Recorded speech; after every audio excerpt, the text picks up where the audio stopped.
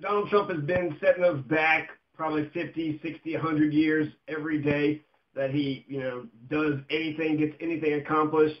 So if we allow Gorsuch, his Supreme Court Justice nominee, to go through, the Judge Neil Gorsuch, the country's going to go to hell. It's going to go straight to hell. Now, you had the 1964 Civil Rights Act was passed in 1964, right? But it took 3 months of filibustering to overcome before it finally got passed. And before then, there was 50 years of filibustering. So there's this Bob Lovey, for political scientist in Pueblo, who says it's time to get rid of the filibuster once and for all. More important than getting rid of the filibuster is to get rid of the Electoral College. In fact, we need a totally brand spanking new Constitution. Okay, we need to rewrite these rules because the filibuster, now this professor says it's time to get rid of the filibuster, but only because the Democrats are stopping, the Republicans from getting their shit. So for the last year or two, you had the Republicans who was using the filibuster so Obama wouldn't get his Supreme Court nominee, and then as soon as the Republican president gets in there, he's just supposed to get his Supreme Court nominee, willy-nilly without any resistance. No, the Democrats are going to filibuster them back just like how they should, and they should.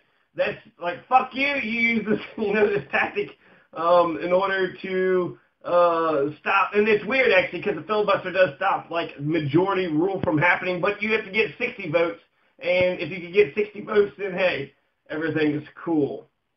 So Pueblo is a home rule municipality. So it's a home rule, which means that there's a degree of autonomy here. In fact, I think they got the majority of the tax revenue, the city of Pueblo, not the county of Pueblo. So I would like to understand that dynamic.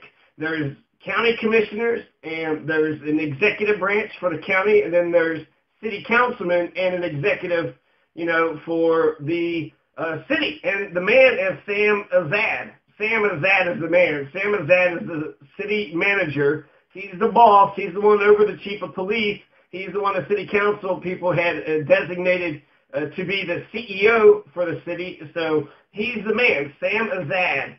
Sam Azad. Say that 50 times because he's the man of Pueblo, Colorado. Pueblo City, Colorado. Sam Azad. Sam Azad.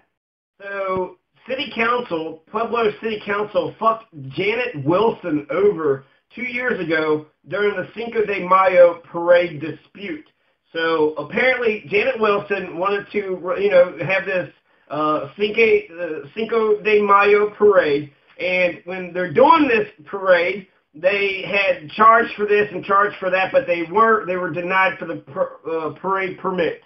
So it said that the group had to hire expensive barricades, they had to pay the police overtime, but the parade permit was still denied. So that means they didn't have permission to even do the parade, even though they put out all this money. So she wanted $75,000. She's suing the city because of how they blocked the Cinco de Mayo parade in 2015 and how much money she had wasted. So she's suing them for $75,000. The Pueblo chiefed in by Peter Roper. Very good article just published yesterday, April 3rd, 2017. And so this is clear discrimination. They say that the city provides traffic control and police security to other parades in Pueblo, but for some reason, Janet Wilson's Cinco de Mayo there was some bullshit. There's a picture where the bus is actually driving right through the parade. So it looks like she was denied. You have a right to assemble. You have a right, a freedom, a First Amendment right to assemble. You should get all your permits, and since she paid, it's like she went halfway, but they wanted her to go well, when they tried to bring this up, okay, the reason why this is news now is because in the city council, you had the city manager, Sam Azad. Sam Azad's the man. Sam Azad is the badass, I don't know. I'll come up with something, but Sam Azad's the man, and Bob Schilling, a councilman, also objected. So Pueblo, Colorado is essentially a city. It's a small town city. There's 107,000 people. In 2010, there was 107,000 total people here. So that's, a nice handful, but that's not like, a ton of people. They said it's the 267th most populous city in the U.S., which that doesn't mean anything. Yeah, 267! Woo! Pueblo! And the 9th largest in Colorado. So that's something, the 9th largest city in Colorado. Pueblo is the heart of the Pueblo Metropolitan Statistical Area, and that totals over 160,000 people, an important part of the Front Range Urban Corridor. Pueblo is the primary city of the Pueblo-Cannon City Combined Statistical Area, which totals over 208,000, making it the 134th largest in the nation. So the city of Pueblo is actually bigger than the city of Pueblo, right? So the city of Pueblo is 107,000 people in the city, but then they say the statistical area, so it would be Pueblo and its surrounding regions, it's 160,000 people. And then if you include Cannon City, or Cannon City, should be Cannon City. It's only got one N, but it's got a tilde over the end. Someone said it, and it seemed like it was a weird way to say it. Cannon City. Should be Cannon. Whatever. I don't care. Combine those two cities, and it's 208,000. So it doubles in size if you put another city into it, of course. So 107,000, I think, is a good round number to think about. Pueblo is situated at the confluence of the Arkansas and the Fountain Creek, the Arkansas River and the Fountain Creek. It's 112 miles south of the Colorado state capital in Denver. Wikipedia is claiming that Pueblo is part of the Banana Belt, and the Banana Belt is just part of the U.S. that is warmer during the winter times. So I guess you could raise bananas, apparently, but it just snowed today, and it's, April 4th, April 3rd, so it just snowed. So I don't know how, warm it, I don't know if it was a banana, if you could actually literally raise bananas like it's the tropics by the equators, right? By the equator. Pueblo is one of the largest steel-producing cities in the U.S. There's it's least expensive residential real estate of all the major cities in Colorado. The median home price for homes on the market in Pueblo is $147,851 as of February 2013. It's the 6th most affordable place to live in America, as measured by the 2014 Cost of Living Index. Cost of housing, goods, services, utilities, transport. AARP in 2013 voted Pueblo as one of the best places to live in the United States. So AARP in 2013 says Pueblo, greatest place in the world to live. So that's because of the cost of housing, goods and services, utilities, transportation, groceries, and health care are lower than the national average. So and there's nice people that live here. So Pueblo City is actually known as the home of heroes. And this stems from Pueblo being the hometown of 4 Medal of Honor recipients, which is more than any other municipality in the U.S. William J. Crawford, Carl L. Sitter, Raymond G. Murphy, and Drew D. Dix all received the Medal of Honor award. President Dwight D. Eisenhower, upon giving the medal to Raymond G. Jerry Murphy in 1953, he commented, "What is this? Something in the water out there in Pueblo? All you guys turn out to be heroes." Is there something out in the water? Is there something in the water in Pueblo that's making everybody heroes? So this is 1953, but it's pretty nice. Pueblo City Council adopted the tagline, Home of Heroes, in 1993. And then the Congressional Record recognized Pueblo.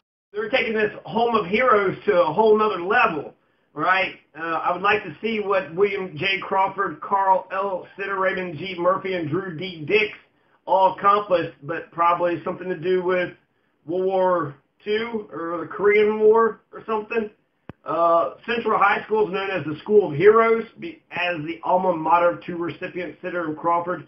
So 2 of those 4 guys who received the Medal of Honor came out of that high school, Central High School. The top employers of Pueblo, according to the Comprehensive Annual Financial Report, number 1 is Parkview Medical Center. They employ 2,600 people. Pueblo City Schools, District 60, employ 1,800. And St. Mary Corwin Medical Center employ 1,239.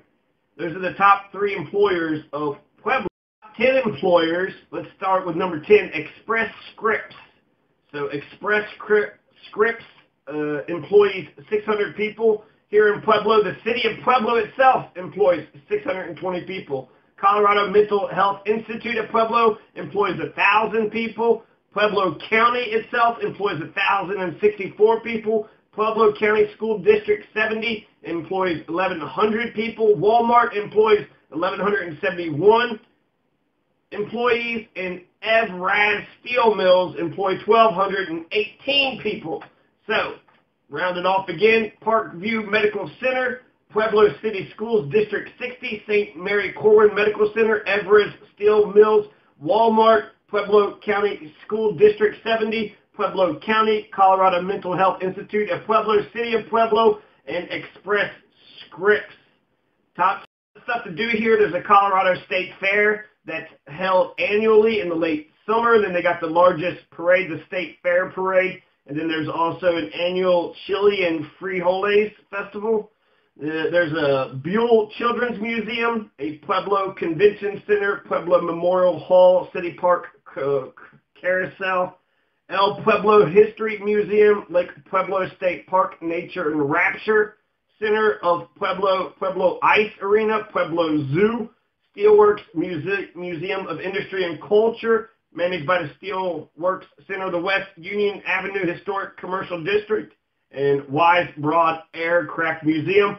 They have an airport here in Pueblo, right? They have a major flight gets into Denver. Denver gets you all throughout the world. There's a bus line here. They have transit, so you can travel around the city. Some high school rivalries when it comes to their football team. Pueblo is the hometown of Dutch Clark. He's the first man from Colorado inducted into the NFL Hall of Fame. The Bell game has been played annually since 1892 between the Central Wildcats and the Centennial Bulldogs, and is touted as the oldest football rivalry west of the Mississippi River. So Central Wildcats and Centennial Bulldogs, the students going to those schools, they have to hate each other, right? The Wildcats have to hate the Bulldogs, and vice versa. There's also a cannon game played between the South Colts and the East Eagles. Rivalries are stupid and bullshit. They're arbitrary. They're based upon nothing. So I hope that it's all, fun and games, because it shouldn't be that serious. Pueblo, professional bull riders. The headquarters is here in Pueblo. Definitely a distinction between the county government of Pueblo and the city government of Pueblo. In fact, I would think that there's probably a big tug and, pull and tug and pull. I bet there's some, Colorado's got 271 incorporated municipalities. I hate that word, municipalities, comprising of 196 towns, 73 cities, and 2 consolidated city and county governments. The 2 city-county government that are consolidated is Denver and Broomfield. Those are the only ones that are consolidated. Since Pueblo is a home rule municipality, then that means you need to check out Article 20 of the Constitution of the state of Colorado, Title 31, Article 1, Section 202 of the Colorado Revised Statutes, and also the Home Rule Charter. You got to check out the Home Rule Charter of this town, too. Jonathan, check it out. You haven't read it. What is Sam Azad's job? What is his role in Pueblo? Well, he's the man. He's the head fascist, head dictator. Even the police have to bow down and kiss his ass. So the city manager is the chief executive officer of the municipal corporation and is responsible for the enforcement of the laws and ordinances of the city of Pueblo and for the appointment, suspension, or removal of all employees subject to civil service provisions for the preparation of the annual budget and the financial operation of the city. So he has all the power, all of it, every single fucking bit of it. He enforces all the laws and ordinances. He appoints, suspends, and fires anybody who wants to. He also prepares the annual budget and makes sure that the financial operation, so he's in control of the money, he's in control of the hiring, he's in control of the fascists, the police force. Sam Azad actually works on behest of the city council. The city council is like the board of directors. He's the CEO and they're the board of directors. So the board of directors can kick Sam Azad out I would like to think any moment at any time, maybe he gets, what, a year contract. I hope he doesn't get 4 years, but if he does get 4 years, then he'd be able to implement, some long-term strategies. So he's supposed to work in tandem with the city council. He's supposed to, work with them, but he's the man. He's the CEO.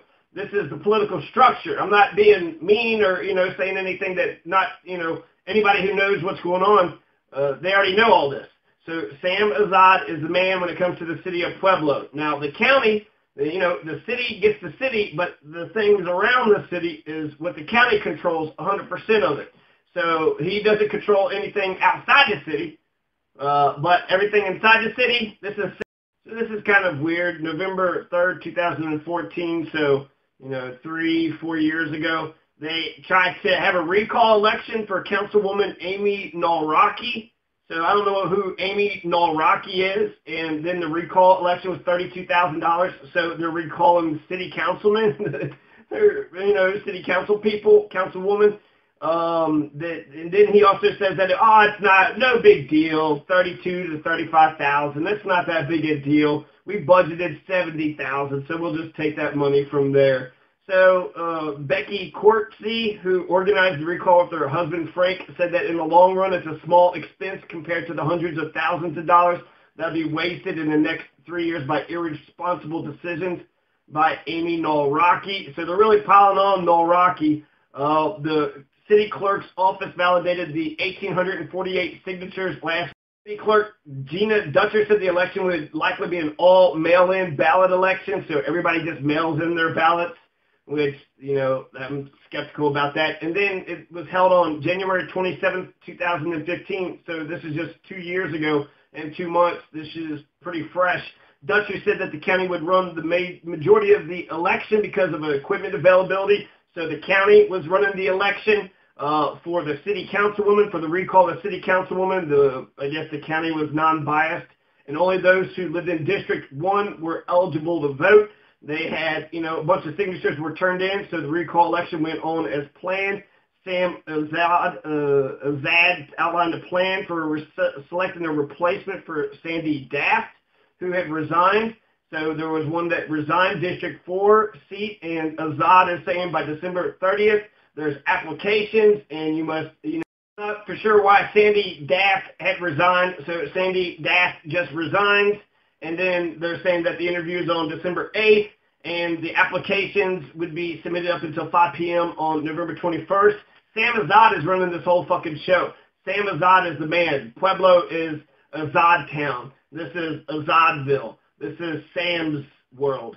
Sam's world is Pueblo, okay? And I don't know if it's Azad or Azad, but he's the man. I don't know why Sandy Daft had resigned, and then I don't know why there's, 2,000 signatures. That's a lot of fucking signatures. That's like almost as many, probably people that voted for her, Amy Nalraki. So I don't know who she pissed off or what the deal was. Sandy Daft resigns, and now, Amy Nalraki is trying to be pushed out for some reason. What's going on, Pueblo? This is interesting. Bat Masterson was a sheriff or did something here in Pueblo. Pueblo's actually had some pretty interesting, notable people and things that have happened to them. Badlands, supposedly Badlands, there was a 1973 movie. It was filmed all around Pueblo. The Food Network, the Unwrapped, often shot here in Pueblo. Food Wars, they had a contest. Pueblo is portrayed as a city where MacGruber is laid to rest in 2000 in the 2010 film MacGruber, right? So where does MacGruber die? In Pueblo. The National Lampoon's Vacation was filmed in and around Pueblo. So Highway 50 east of Pueblo is the site of Cousin Eddie's house, and the hotel in Creede, Colorado is actually near St. Mary Corwin Hospital. So J. Crawford was the Medal of Honor recipient for his service in World War II. Drew Dennis Dix is the Medal of Honor recipient for his service in the Vietnam War. Raymond G. Murphy, Medal of Honor recipient for his service in the Korean War. And Carl L. Sitter for his service in the Korean War as well. So two of the four, heroes, the city of heroes. Two of them fought in the Korean War, one fought in Vietnam, and one fought in World War II. Now, Masterson was a sheriff, or he did something around here, but he was only kind of in and out, and he's actually had such a sophisticated, he's done a lot. Bat Masterson is all over the place. They said that he was sheriff of South Pueblo, so he was an iconic figure of the American West, and for some time, he was the sheriff of South Pueblo. He was also a buffalo hunter in Dodge City. He was big in Dodge City as a prize fighter. He was a congressman. Frank A. D. Simone was a boss of the L.A. crime family from 1956 to 1967, so for 11 years. And he was the son of the former Don Rosario D. Simone. He was sometimes referred to as One Eye because one of his eyes dropped in the same way that Charles Lucky Luciano, basically the same way as Charles Lucky Luciano's eye would drop. So, who gives a crap, right? Well, Frank D. Simone was born in Pueblo, Colorado in 1909, but as a child he moved to California. So, he was only born here. I don't know how much roots you can really claim if you've only been born here. Dan Rowan of Rowan's Laugh-In and Martin, he played the straight man to Dick Martin. He was born in Pueblo. In fact, his life is remarkable. He was orphaned when he was 11. So Rowan and Martin's Laugh-In, it's a comedy sketch kind of show that was in the 60s and 70s.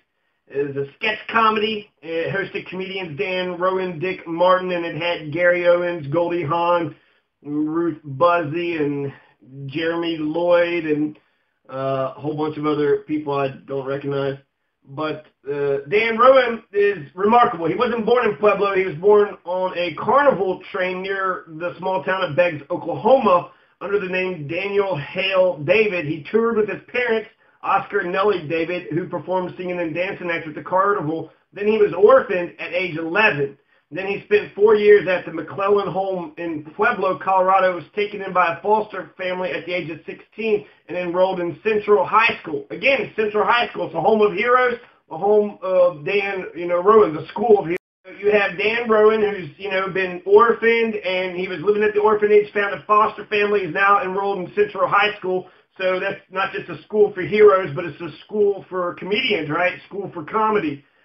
Quick note, the Revolution 89.5 is such a badass radio station. I'm in love with the Revolution 89.9. And 100.7 The Word. I can't stand you guys. You guys suck. So just some radio station analysis, Pueblo City's radio stations. So now you have, Dan Rowan. He hitchhikes. He graduates from high school in 1940, hitchhikes to L.A., finds a job in the mailroom at Paramount Pictures, and then ingratiates himself with Buddy DeSilva and becomes Paramount's youngest staff writer a year later.